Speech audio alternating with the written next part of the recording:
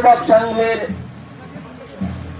বিবেকানন্দের স্বামীজি বিবেকানন্দের আর